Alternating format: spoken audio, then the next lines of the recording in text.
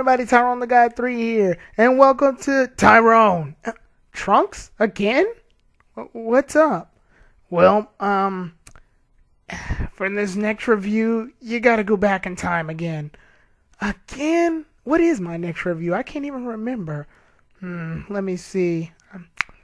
Okay, I just watched your last review, your Dragon Ball Z special review, and you gotta do episode of Bardock. Oh, God damn it. What, you don't like that one? No, it's not that. It's just that. Alright, I know what I gotta do. Take me back, Trunks. For as long as anime fans can remember, every cool anime main character has had a badass father looming in the shadows. Hell, Light Yagami's got Soichiro Yagami, who is the chief of police. Naruto's got Minato, who's a Hokage. And Ichigo's got Ishin, who's a badass Soul Reaper. But from where it all started, we can see that Goku has one of the most badass father figures in the world, who got his own TV special. Ladies and gentlemen, this is Bardock, the father of Goku. Hey, who the heck are you? Get out of the way! Hello everybody, Tyrone the Guy 3 here, and welcome to What Would Happen If Things Were Different.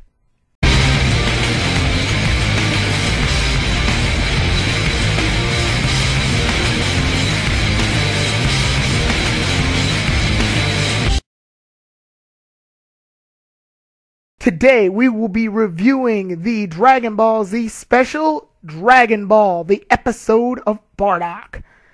Now, this special is odd. Yeah, that's the word I'll use for it. Sure, odd. It's odd in the sense of there's a lot of things that happen that shouldn't happen, and it's merchandising. Let's put it this way. The best way to describe this entire special is just, hey, we have a very popular Dragon Ball Z character that died years ago, but we have to re-merchandise and make him look cool. So let's go ahead and make this special with large amounts of plot holes and inconsistencies. But it will please the fans and give us our Super Saiyan Bardock.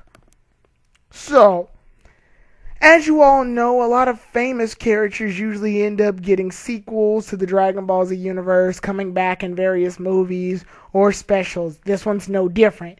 This is why I will be reviewing Dragon Ball episode of Bardock, which is a special that, for me, is more of a hit or miss. And after I do the plot summary, I'll explain why. So let's get started. The special begins basically where the Bardock special begins, the Father of Goku one. However, there's a lot more explanation, and I should probably get into the timeline placement. The timeline placement of this special basically takes place in an alternate reality in which Bardock does not die from Frieza's supernova/death ball attack, and instead winds up back in time to a place known as Planet Plant, which is the place that was called Planet Plant before it was called Planet Vegeta, before the Saiyans took it over. So now that we got that out of the way, it basically begins right where that scene happens, where Frieza's about to hit Bardock with the supernova/death ball attack. However, when Bardock ends up getting hit, instead of getting killed, he goes back in time. Yeah, didn't know Frieza's move had that weird glitch in it. Oops. Anyway, when Bardock ends up waking up, he notices that the sky and the air and everything around reminds him a lot of Planet Vegeta. He wakes up in a room and ends up meeting up with one of the village chiefs of the area and his son, known as Barry.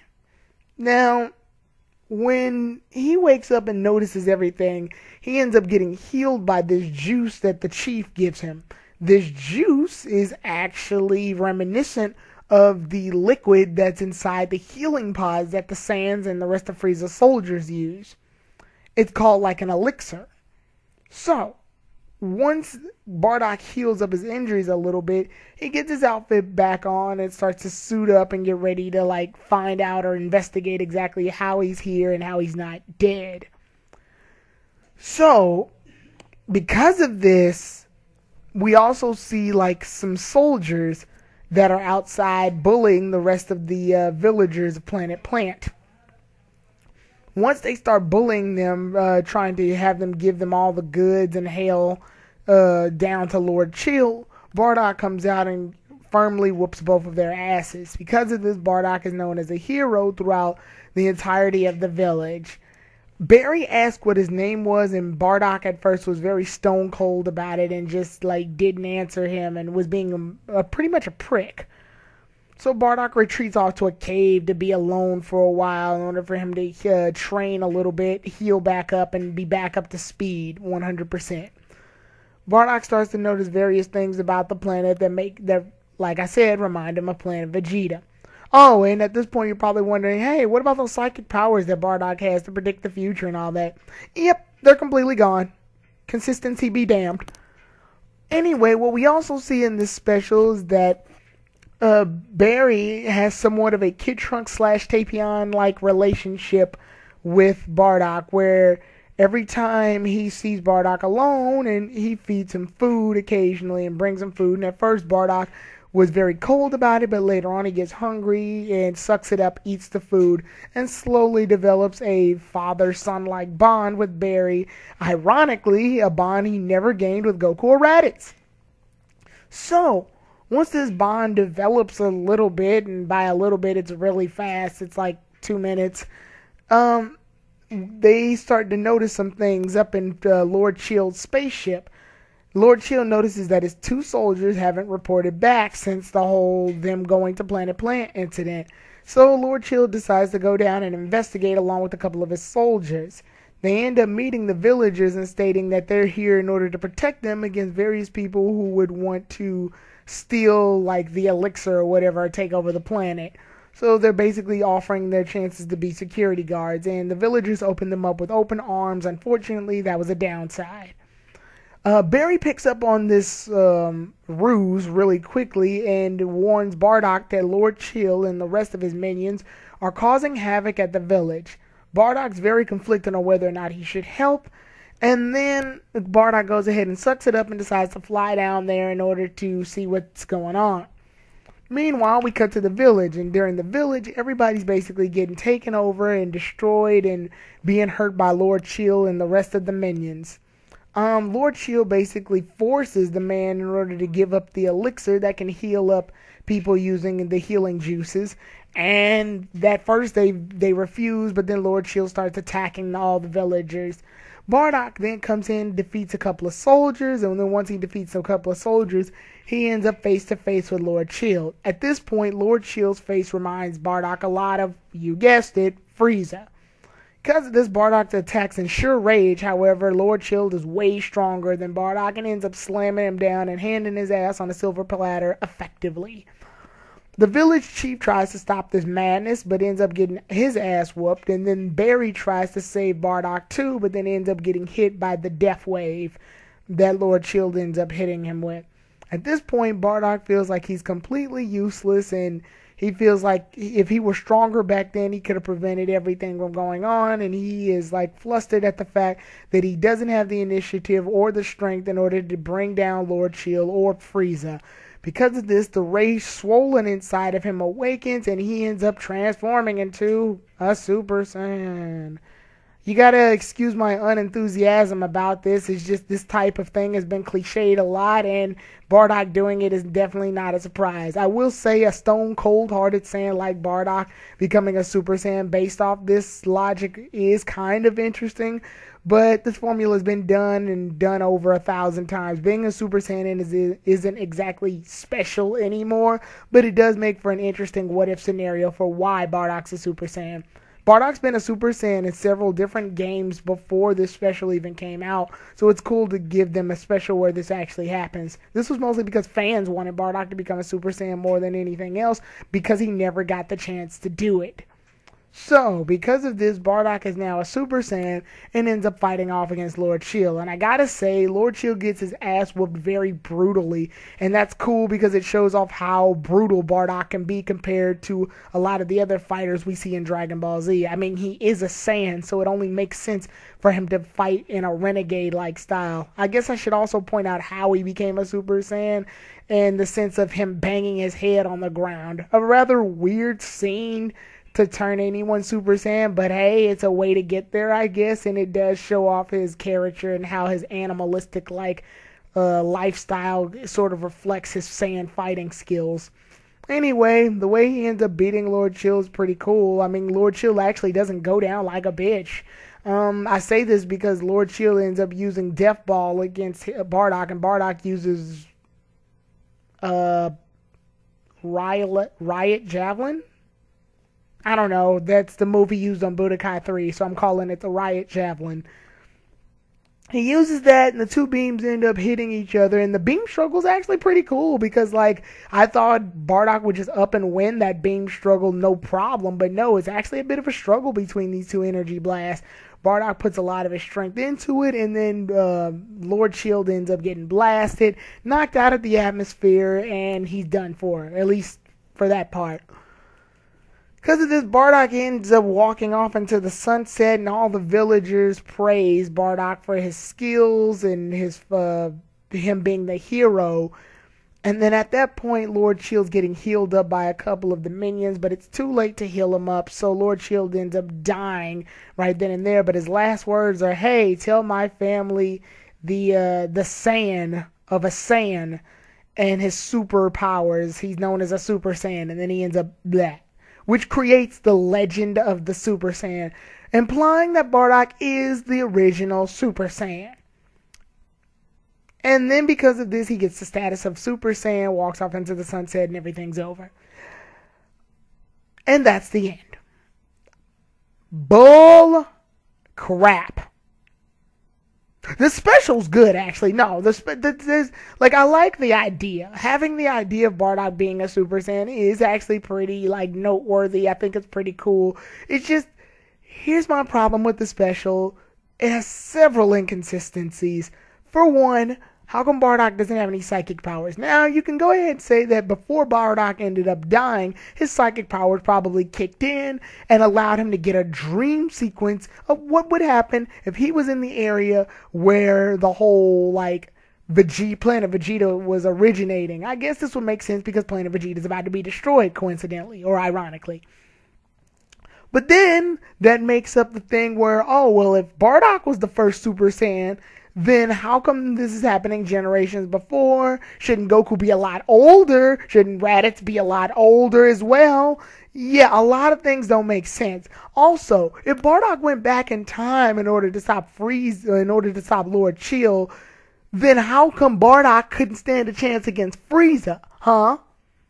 And if that was the case, how come if he had went back in time... See, this is why I don't like time travel done in this type of way. It's very odd for Akira Toriyama or any of them in order to make a special where they use time travel in this sort of way, since Dragon Ball Z is one of the first anime to introduce the multiverse theory when it comes to time travel. Something that they've been following pretty consistently, where a thing can make alternate universes.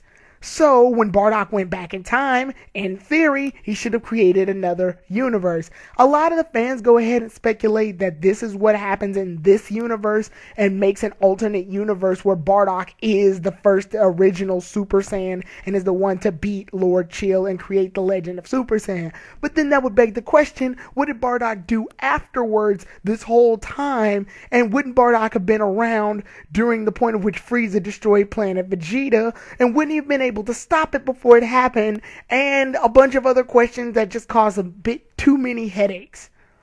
I appreciate them for making this special, and I do appreciate them for making Bardock's nature cold-hearted and not changing him into this character that's really warm-hearted like they did with the whole special, the manga special they did where you get to meet Goku's mother for the first time, and I do have some choice words about that one as well, but that's for another video.